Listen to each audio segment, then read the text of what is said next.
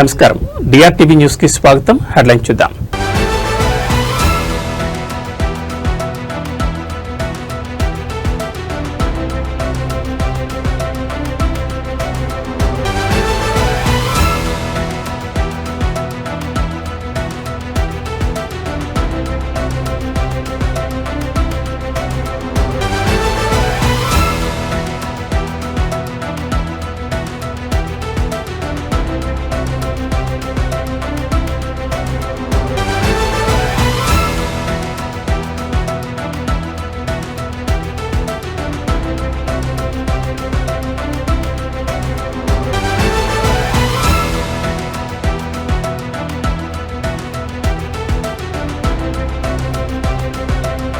ముఖ్యమంత్రి రేవంత్ రెడ్డి ఢిల్లీ పర్యటనకు బయలుదేరి వెళ్లారు. శనివారం ఉదయం శంషాబాద్ విమానాశ్రయం నుంచి ఢిల్లీకి పయనమయ్యారు.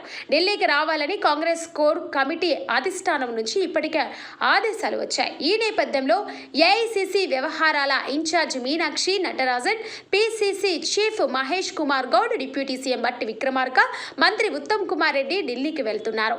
వీరంతా ఇవాళ సాయంత్రం డిసిసి అధ్యక్షుల ఎంపికపై ఏఐసిసి పెద్దలతో సమావేశం కానున్నారు. డిసిసిల ఎంపికతో పాటు జూబ్లీహిల్స్ బైపోల్, స్థానిక సంస్థల ఎన్నికలు, మంత్రివర్గ విస్తరణ, ప్రస్తుత రాజకీయ పరిణామాలపై అధిష్టానం పెద్దలతో సీఎం చర్చించనున్నట్లు సమాచారం.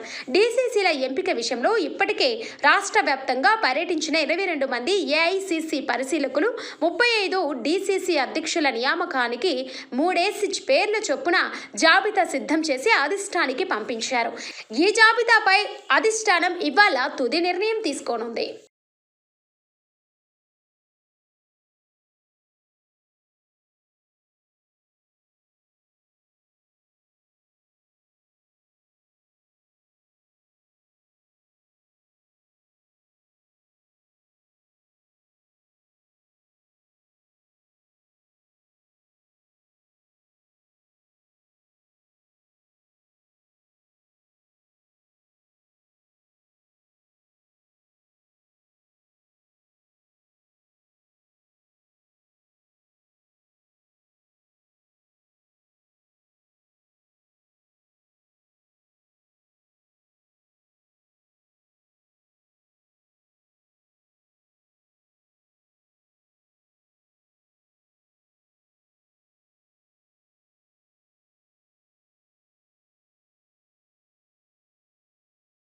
దుబాయ్ పర్యటన ముగించుకొని హైదరాబాద్ చేరుకున్నారు ఆంధ్రప్రదేశ్ ముఖ్యమంత్రి నారా చంద్రబాబు నాయుడు. పెట్టుబడుల లక్ష్యంగా 3 రోజుల పాటు దుబాయ్లో పర్యటించారు ఏపీ సీఎం. ఈ పర్యటనలో ప్రముఖ వ్యాపారవేత్తలు, యుఏఈ మంత్రులతో 25 కీలక సమావేశాల్లో పాల్గొన్నారు. గల్ఫ్ దేశాల్లోని ప్రవాసాంధ్రులతోనూ సమావేశమయ్యారు. ఆంధ్రప్రదేశ్ రాష్ట్రంలో పెట్టుబడులకు ఉన్న అవకాశాలు, ఉన్న వనరులు, రాష్ట్ర ప్రభుత్వం కల్పించే సౌకర్యాలు, ఇలా అన్ని వివరించారు సీఎం చంద్రబాబు. నవంబర్ 14, 15 తేదీలలో విశాఖపట్నం వేదికగా జరగనున్న సిఐఐ ఇన్వెస్టర్స్ మీట్లో పాల్గొనేందుకు రావాల్సిందిగా అందరినీ ఆహ్వానించారు ముఖ్యమంత్రి నారా చంద్రబాబు నాయుడు. దుబాయ్లో తెలుగు ప్రజలతో నిర్వహించిన డయాస్పోరా సమావేశంలో పాల్గొన్న ముఖ్యమంత్రి చంద్రబాబు నాయుడు కీలక వ్యాఖ్యలు చేశారు. గల్ఫ్లోని UAE, Saudi Arabia, Kuwait, Oman, Bahrain, Qatar దేశాల నుంచి పెద్ద సంఖ్యలో తెలుగు ప్రజలు ఈ సమావేశానికి హాజరయ్యారు.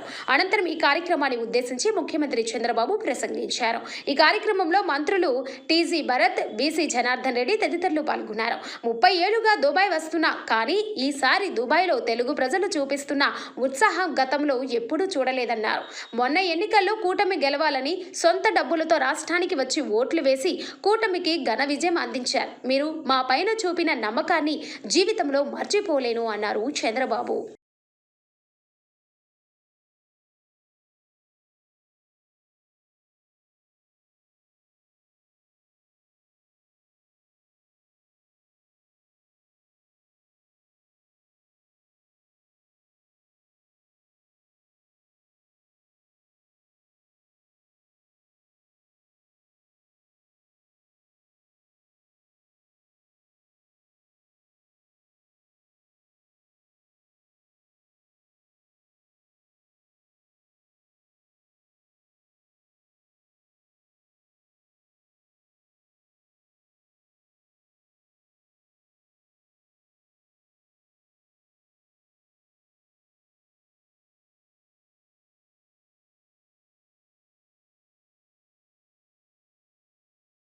Telangana state inter board intermediate పరీక్షల తేదీలను ఖరారు చేసింది. ఈ మేరకు inter first year, second year final పరీక్షల షెడ్యూల్ను విడుదల చేసింది. 2026 ఫిబ్రవరి 25వ తేదీ నుంచి మార్చి 18వ తేదీ వరకు ఇంటర్ పరీక్షలు నిర్వహించనున్నట్లు తెలిపింది. నవంబర్ 1 నుంచి విద్యార్థులు పరీక్షల ఫీజు చెల్లించవచ్చని Telangana inter board secretary Krishna Aditya తెలిపారు. రాష్ట్ర విద్యాశాఖ మంత్రి ముఖ్యమంత్రి రేవంత్ రెడ్డి ఇంటర్ పరీక్షల షెడ్యూల్కు ఆమోదం తెలపారని ఆయన వెల్లడించారు. కాగా గతేడాది తెలంగాణలో ఇంటర్ పరీక్షలు మార్చి 5వ తేదీ నుంచి ప్రారంభమవ్వగా ఈ ఏడాది 8 రోజుల ముందుగానే పరీక్షలు నిర్వహించేలా ఇంటర్ బోర్డు షెడ్యూల్ రూపొందించింది. ఈ ఏడాది సుమారు 9.50 లక్షల మంది విద్యార్థులు ఇంటర్ పరీక్షలు రాయనున్నట్లు తెలుస్తుంది. 12 ఏళ్ల తర్వాత ఈసారి ఇంటర్మీడియట్ సిలబస్ను కూడా బోర్డు మార్చింది. కాగా 8 రోజుల ముందుగా పరీక్షలు నిర్వహించడం వల్ల JEE Mains, JEE advanced, NEET, EAP CET entrance టెస్టులు ప్రిపేర్ అయ్యే విద్యార్థులకు మరింత సమయం లభిస్తుందని సీఎం రేవంత్ రెడ్డి అభిప్రాయపడ్డారు.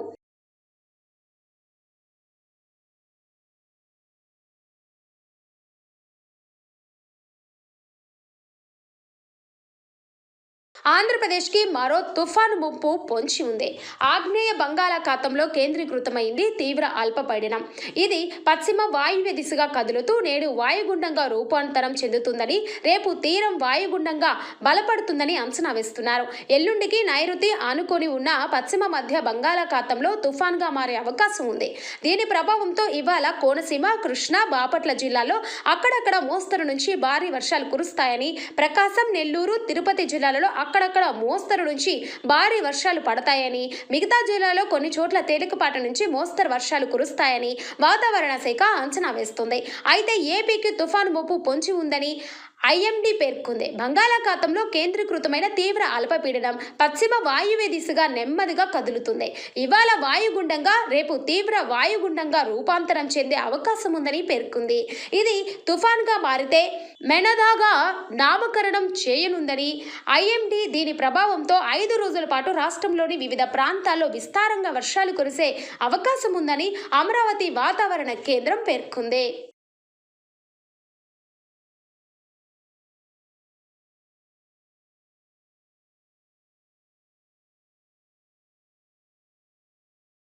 కర్నూలు జిల్లాలో చోటు చేసుకున్న రోడ్డు ప్రమాదంలో కొన్ని కుటుంబాల్లో తీరని శోకాన్ని నింపింది. అయితే ఈ ప్రమాదంలో నిద్రలో ఉన్న వాళ్ళు నిద్రలోనే సజీవ దహనం అయ్యారు. దీంతో ఏది ఎవరి మృతదేహం అని గుర్తించడమే సవాలుగా మారిపోయింది. మాంసపు ముద్దలాగా మారిపోవడంతో మృతదేహాలను గుర్తించే పనిలో పడిపోయారు వైద్యులు. కర్నూలు జీజీహెచ్ పోస్ట్ మార్టం రూమ్లోనే ఉన్నాయి 19 మృతదేహాలు. డిఎన్ఏ పరీక్ష అనంతరం బంధువులకు మృతదేహాలను అప్పగించనున్నారు అధికారులు. 19 మృతదేహాలు డిఎన్ఏ శాంపిల్స్ సేకరించారు. ఇప్పటికే 11 మంది మృతదేహాలకు సంబంధించిన బంధువుల డిఎన్ఏ శాంపిల్స్ ను కూడా సేకరించారు ఫోరెన్సిక్ అధికారులు. డిఎన్ఏ శాంపిల్స్ ను మంగళగిరి FSL కు పంపించారు. ఇవాళ మరికొన్ని మృతదేహాలకు సంబంధించి బంధువుల నుంచి డిఎన్ఏ శాంపిల్స్ సేకరించనున్నారు. అయితే ఈ ప్రాసెస్ మొత్తం పూర్తి కావడానికి సమయం పట్టనున్న నేపథ్యంలో మృతదేహాల అప్పగింత మరింత ఆలస్యమయ్యే అవకాశం ఉన్నట్టు చెబుతున్నారు.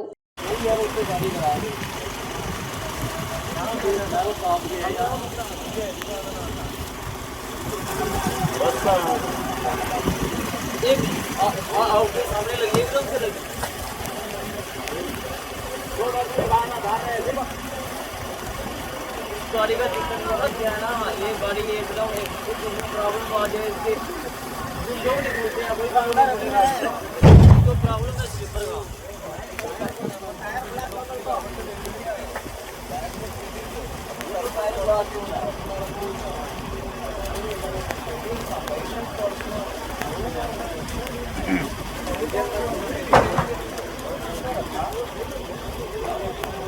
बच्चे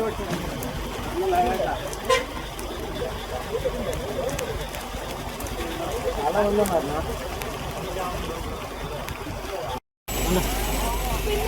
అక్కడ ఫైర్ యాక్సిడెంట్ అయినాక అందరూ వచ్చింది.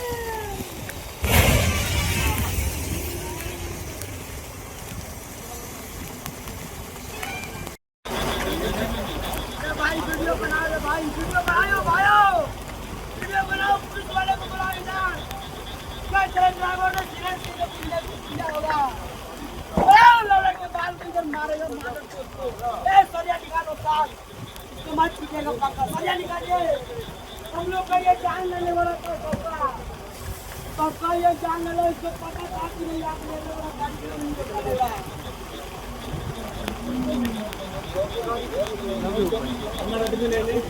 हमारा मालिक पता नहीं सब बॉडी नहीं उठा रहे वो क्या मार गया अंदर है कि चाय का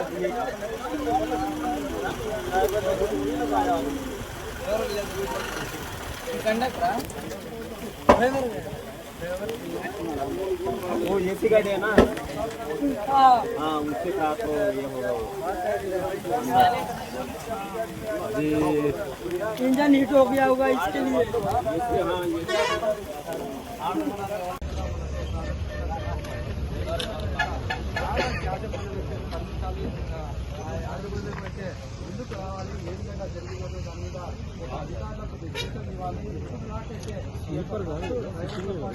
కలియుగ ప్రత్యక్ష దైవం తిరుమల శ్రీ వెంకటేశ్వర స్వామి వారిని పలువురు సినీ రాజకీయ ప్రముఖులు దర్శించుకున్నారు. వీఐపీ విరామ సమయంలో మంత్రి నాదెండ్ల మనోహర్, సినీ దర్శకుడు మున్నా ధూళిపూడి, నిర్మాత ఇమ్మూడి నరసయ్య, అలాగే తమిళనాడు మంత్రి సివి గణేశన్ వేరువేరుగా స్వామివారి సేవలో పాల్గొని మొక్కులు చెల్లించుకున్నారు. దర్శనానంతరం రంగనాయకుల మండపంలో వేద పండితులు వేద ఆశీర్వచనం అందించగా ఆలయ అధికారులు శ్రీవారి తీర్థ ప్రసాదాలు అందజేశారు.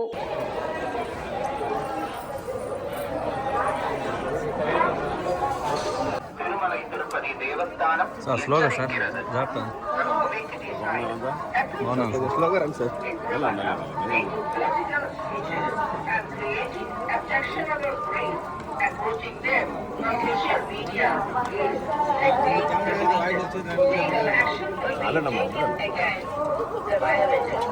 ఇతరులకి ఇబ్బంది అవుతుంది, మీకు కూడా ఇబ్బంది అవుతుంది. సార్ అన్నీ టీవీ కావాలి సార్.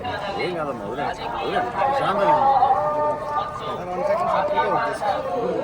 ప్రశాంతంగా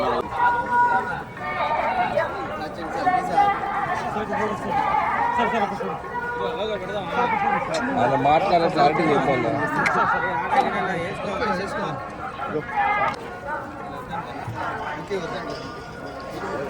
తెలుసుగా మీకు. జాగ్రత్తమ్మా మీరు అందరూ. సార్ అలవాటే సార్ కరెక్టే కానీ ఓకే సార్ వెనకలేంటి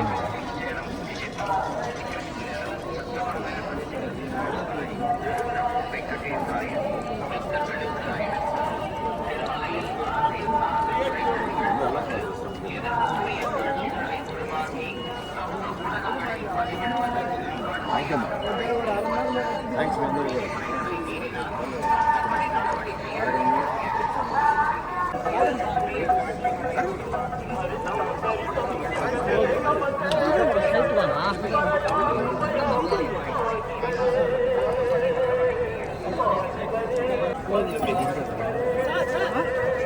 సార్ ఒక నిమిషం సార్ ఇంక తెలియదు సార్ సార్ ఒక నిమిషం సార్ సైడ్ కొంచెం వెనక్కి రండి సార్ వస్తుంది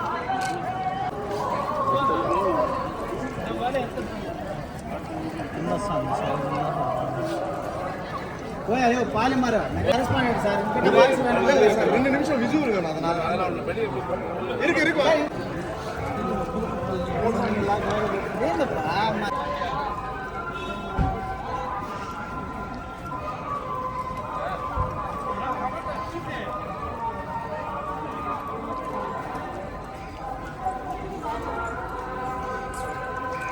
ఏపీ మాజీ ముఖ్యమంత్రి జగన్ మోహన్ రెడ్డి ఎమ్మెల్యే బాలకృష్ణపై చేసిన వ్యాఖ్యలకు నిరసనగా హిందూపురం టీడీపీ శ్రేణులు బగ్గుమన్నాయి.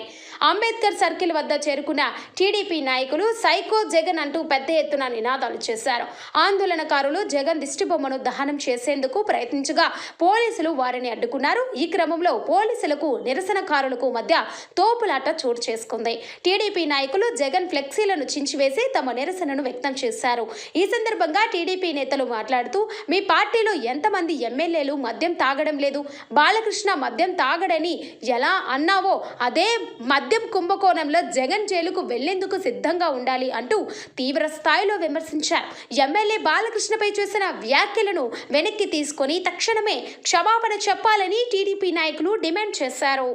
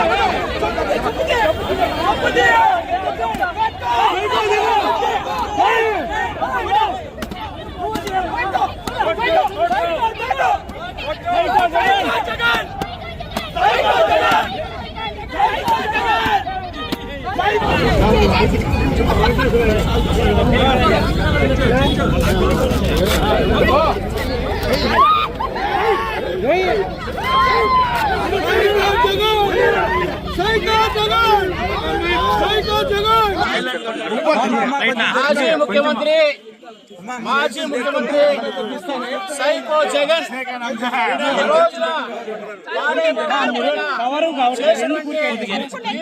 వ్యాఖ్యల్ని మేము ఖండిస్తూ మరి ఈ రోజు గూగుల్లో సైకో అని కొడితే జగన్మోహన్ రెడ్డిని కనబడిస్తారు. సైకో అంటే పిల్లవాడిని అడిగినా కూడా అదే జగన్మోహన్ రెడ్డి అంటారు. అటువంటి సైకోకి వారి పేరు పర్యాయపదమే జగన్. ఇలాంటి సందర్భంలో ఆయన మా బాలయ్య బాబు గారి నుంచి తాగొచ్చి మాట్లాడతారని అంటున్నారు. అంటే పచ్చగా ఉన్న లోకమంతా పచ్చగా ఉన్నట్ల ఈయన మద్యం కుంభకోణంలో ఇరుక్కుపోయినాడు కాబట్టి ఎప్పుడు కూడా మద్యం కుంభకోణంలో ఎప్పుడు లోపలికి పోదా తెలియదు కాబట్టి ఆ మద్యం కుంభకోణంలో ఉన్నటువంటి ఈ జగన్మోహన్ రెడ్డి మరి తాగొచ్చి మాట్లాడుతుంటాడు. అంటే నీ మనసులో అంతా తాగుడు వ్యసనాలు ఇటువంటి ఆలోచన ఉంది. మా బాలయ్య బాబు గారి వ్యక్తిత్వం తెలియక మాట్లాడుతున్నాం. ఆయన ఆధ్యాత్మిక చింతనతో ప్రపంచ చింతతో నడిచినటువంటి వ్యక్తి బాలయ్య బాబు గురించి ఈ రాష్ట్రంలో కాదు ప్రపంచంలో నలుమూల తెలుగు వారందరికీ ఆయన వ్యక్తిత్వం ఎటువంటిదో ఆయన నడవంటి ఎటువంటిదో అందరికీ తెలుసు. క్రమశిక్షణ జీవన విధానం ఆధ్యాత్మిక చింతన కలిగిన మహా భక్తులు లాంటి నందమూరి బాలయ్య బాబు గారు అసెంబ్లీని పవిత్రంగా భావించే వ్యక్తి బాలయ్య బాబు గారు. మహిళల్ని గౌరవించే బాలయ్య గారు తాగొచ్చారా ఎలా అంటావు? నోటికొచ్చింది మాట్లాడతావా? తస్మాత్ జాగ్రత్త. ఇవాళ అభిమాన ఆగ్రహం చూస్తున్నావు. మెదక్ జిల్లా నర్సాపూర్ మండలం నారాయణపూర్లోని ట్రైబల్ వెల్ఫేర్ రెసిడెన్షియల్ జూనియర్ కళాశాల పాఠశాలలో ఎన్నికల బీభత్సం సృష్టిస్తున్నాయి. నిద్రిస్తున్న 8 మంది విద్యార్థినులను ఎలుకలు కరవడంతో భయంతో వసతి గృహం ఒక్కసారిగా ఉలిక్కిపడింది. విద్యార్థులు గాయపడినప్పటికీ ఈ విషయం బయటకు పొక్కకుండా సిబ్బంది తీవ్రంగా ప్రయత్నించినట్లు తెలుస్తుంది. విషయం తెలిసి నిలదీయగా విద్యార్థినులకు టీటీ ఇంజెక్షన్లు వేయించామని సిబ్బంది తెలిపారు. అయితే ఈ ఘటనపై ప్రిన్సిపాల్ లలితాదేవి వ్యవహరించిన తీరు మరింత వివాదాస్పదంగా మారింది. మీడియాతో మాట్లాడిన ఆమె గతంలో 3 పాములను చంపామని, ఎలుకలు కరవడం చాలా చిన్న విషయం అంటూ నిర్లక్ష్యంగా వాగ్వాదానికి దిగారు. వసతి గృహాల్లో పారిశుద్ధ్య లోపం, విద్యార్థుల భద్రతపై అధికారుల నిర్లక్ష్యం మరోసారి ఈ ఘటనతో బయటపడింది.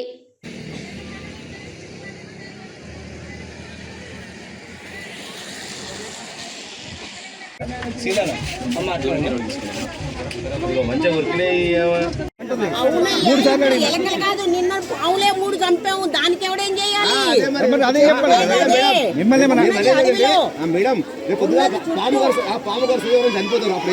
వద్దు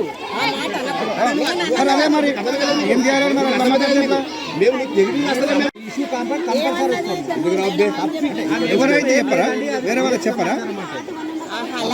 అదేనండి ఎందుకు చెప్పరు?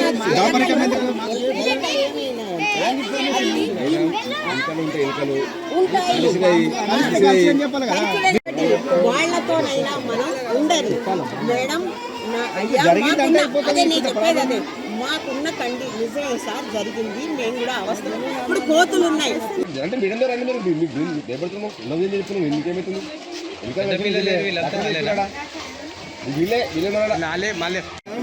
అంతేనా కాదా? కలుస్తున్నాయి అందుకని చెప్పి అది కాదయ్యా. ఆడుకోలేనయ్యా. కొట్లాడాల్సిన అవసరం లేదు. అడవిలో ఉంది, అడవిలో ఉంది, సొంత బిల్డింగ్ లేదు, మాకు కూడా తెలుసు ఆ విషయము. అదే నేను ఉన్న ప్రాబ్లమ్సే చెప్తున్నాను. నేను చెప్పేది మీరు పెద్ద ఇస్తాను ఇష్యూ ఎవరు పెద్ద నాకు 540 జిల్లాలో నేను అవస్థపడుతున్నా. నాకు పడుకోవడానికి కూడా మాకు జాగా లేక నానా అవస్థలు పడుతున్న మాట మాత్రం వాస్తవం. దీంట్లోనే గడుపుకుంటున్నాం. అదా అండర్ కన్స్ట్రక్షన్లో ఉంది, అది కాలేదు. ఇవి ఉన్నటువంటి ప్రాబ్లమ్స్. అంతేనే తప్పిస్తే దీన్ని మనం ఇష్యూ చేసుకోవాల్సిన అవసరం లేదు. నేను అడిగిన అప్పటికైనా 3 సార్లు అడిగినా. కోతిగిరితే నేను వెళ్ళి ఇప్పించుకుంటున్నానా, మంది ఇప్పించుకుంటున్నానా లేదా? అదే రకంగా ఎలక కరిచిందని ఎలక ఏం చేస్తున్నది, అది పడుకున్నప్పుడు వాటికి ఇదైతే నేనేం చేశాను, వెళ్ళి టీటీ ఇంజక్షన్ ఇప్పించుకురమ్మనని చెప్పినాను అని చెప్పనని ఆసుపత్రికి పంపించాను. అది పంపాలా వద్దా? పంపకపోతే మళ్ళీ మనం ఊరుకుంటామా? అలా కాదు, వద్దని నేను అనను. ఎందుకు చెప్తలేరు? ఎలక కరిచింది అంటే లేదు. ఆదర్శ పాఠశాలలో విద్యార్థులను పరుష పదజాలంతో దూషించిన ఉపాధ్యాయులపై వెంటనే బదిలీ వేటు వేయాలని, విచారణ అనంతరం చర్యలు తీసుకోవాలని ఎమ్మెల్యే డాక్టర్ మురళీ నాయక్ జిల్లా విద్యాశాఖ అధికారిని ఆదేశించారు. మహబూబాబాద్ జిల్లా కేంద్రం శివారులోని ఆదర్శ పాఠశాలను ఆయన సందర్శించారు. పాఠశాల అంతా కలయ తిరుగుతూ పరిస్థితిని పరిశీలించారు. అనంతరం విద్యార్థుల సమస్యలను అడిగి తెలుసుకున్నారు. అనంతరం ఎమ్మెల్యే మురళీ నాయక్ మాట్లాడుతూ విద్యార్థులకు విద్యాబుద్ధులు నేర్పవలసిన ఉపాధ్యాయులు పాఠశాలలో రాజకీయం చేయడం తగదని అన్నారు.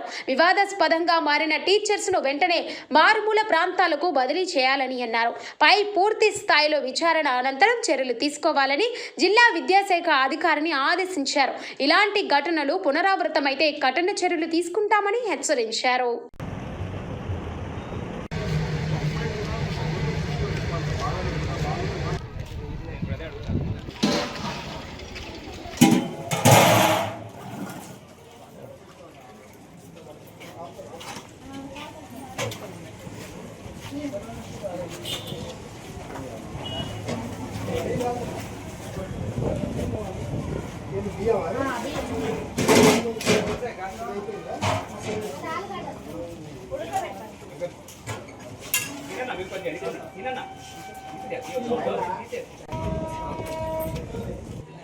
ఇప్పుడు ఈ వంటది స్లాబ్ వేసి వదిలేసింది ఎందుకు? ఇది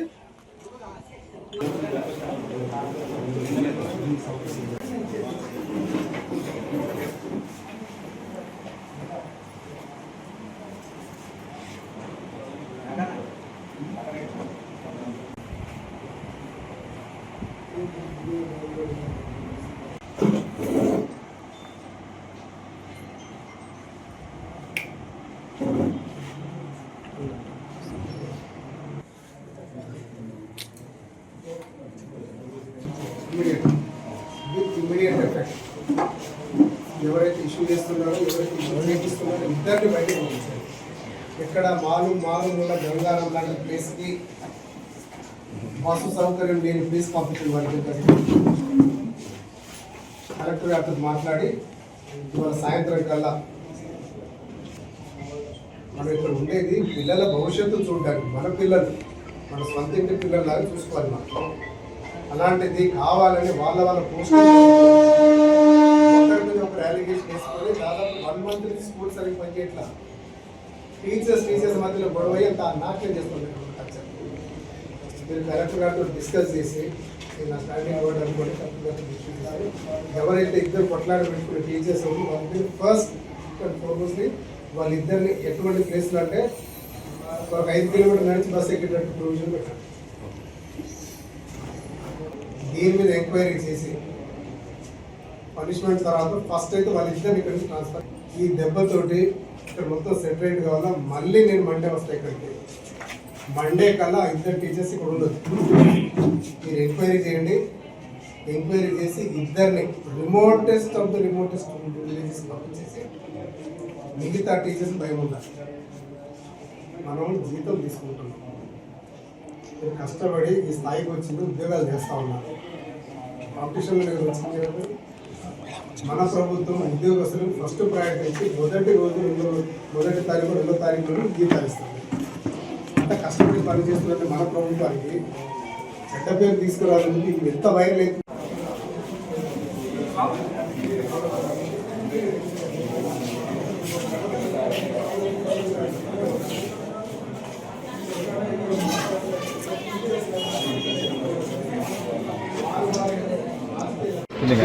అనంతరం మోడల్ స్కూల్లో గత 10 రోజులుగా ఒక టీచర్ ఒక అమ్మాయిని హరాస్ చేస్తున్నాడు, ఇబ్బంది పెడుతున్నాడని చెప్పేసి కొన్ని వార్తలు రావడం, వాస్తవాలు తెలుసుకోవడానికి ఈరోజు ఈ అనంతరం మోడల్ స్కూల్కి రావడం జరిగింది. నాతో పాటు గౌరవ డిఈఓ గారు కూడా ఇక్కడే ఉన్నారు. ఏది ఏమైనా ఇక్కడున్నటువంటి టీచర్స్ మధ్యలో సఖ్యత లేకుండా ఒక టీచర్ ట్రాన్స్ఫర్ అయ్యిందని చెప్పేసి ఆయన ఇదే ప్లేస్లో పని చేయాలని చెప్పేసి పిల్లలతోటి ఏదో ఒక రకంగా మనల్ని హరాస్ చేస్తున్నాడని చెప్పిస్తే ఆ వచ్చిన టీచర్ని బయటకు పంపించాలనే ఉద్దేశమో ఏదో తెలియదు. కానీ అంటే ఇద్దరు టీచర్లు చేస్తున్నటువంటి రాజకీయ నాటకంతో పిల్లల్ని ఎరగా వాడుకొని, విద్యార్థులను ఎరగా వాడుకొని వాళ్ళ సొంత లాభాలతోటి పబ్బం గడపడం చూస్తూ ఉన్నారు. అందుకే ఈరోజు డిఈఓ గారికి స్టాండింగ్ ఆర్డర్స్ ఇచ్చేసి ఎవరైతే టీచర్స్ ఇద్దరు ఇక్కడ కొంచెం వివాదానికి తెర తీసినటువంటి వాళ్ళిద్దరినీ ఇక్కడి నుంచి మారుమూల ప్రాంతాల్లో వాళ్ళకి పోస్టింగ్ ఇవ్వాలని, తర్వాత ఉన్నత అధికారులతో ఇక్కడ మీరు విచారణ జరిపించి వాస్తవాలు తెలుసుకోవాల్సింది వారికి అందరికీ చెప్పడం జరిగింది. వాళ్ళు చదువుకుంటేనే మన దేశం బాగుపడుతుంది, రాష్ట్రం బాగుపడుతుంది. అందుకనే వాళ్ళ భవిష్యత్తును దృష్టిలో పెట్టుకొని టీచర్స్ మీద యాక్షన్ తీసుకోవడం జరిగింది. తెలంగాణలో మద్యం దుకాణాల కోసం దరఖాస్తుల స్వీకరణ ప్రక్రియ గురువారంతో ముగిసిన విషయం తెలిసిందే. అయితే రాష్ట్రంలో బీసీ బంద్, బ్యాంకుల బంధులతో దరఖాస్తు చేసుకోలేకపోయామన్న ఫిర్యాదుతో ఎక్సైజ్ శాఖ ఆ మద్యం షాపుల దరఖాస్తుల గడువును ఈ నెల 23 వరకు పొడిగించింది. అయితే దరఖాస్తును గడువు పెంచడం చట్ట విరుద్ధమంటూ పలువురు మద్యం వ్యాపారులు తెలంగాణ హైకోర్టులో పిటిషన్ దాఖలు చేశారు. ఈ మేరకు వారి పిటిషన్లపై ఇవాళ మరోసారి ఇరుపక్షాల వాదనలు విన్న హైకోర్టు న్యాయమూర్తి ఎన్ తుకారంజీ తీర్పును రిజర్వ్ చేశారు. దీంతో ఓవైపు ప్రభుత్వం కోర్టు నుంచి ఎలాంటి తీర్పు వస్తుందోనని ఆసక్తిగా చూస్తుంటే, మరోవైపు గడువు తర్వాత మద్యం షాపులకు దరఖాస్తు చేసిన ఆశావాహులో తమ పరిస్థితి ఏంటని ఆందోళన వ్యక్తమవుతుంది. అయితే వాదనల సందర్భంగా ఆయన సంచలన వ్యాఖ్యలు చేశారు. అసలు మద్యం దరఖాస్తుల గడువు పెంపునకు చట్టబద్ధత ఉందా అని ప్రభుత్వాన్ని సూటిగా ప్రశ్నించారు. ఇలా ఇష్టానుసారంగా వ్యవహరించడం కుదరదని కామెంట్ కూడా చేశారు. చట్టవిరుద్ధంగా గడువు పెంచితే దరఖాస్తులు రద్దు చేయవలసి ఉంటుందని జస్టిస్ తుకారంజీ తీవ్ర ఆగ్రహం వ్యక్తం చేశారు. ప్రభుత్వం తరపు న్యాయవాది విజ్ఞప్తి మేరకు కేసులో తదుపరి విచారణను ఇవాల్టికి వాయిదా వేయగా ఇరుపక్షాల వాదనలు విన్న ధర్మాసనం తీర్పును రిజర్వ్ చేస్తుంది. మరోవైపు మద్యం దుకాణాల్లో దివ్యాంగులకు రిజర్వేషన్లు కల్పించకపోవడంపై దాఖలైన పిటిషన్లపై ప్రభుత్వానికి హైకోర్టు నోటీసులు జారీ చేసింది.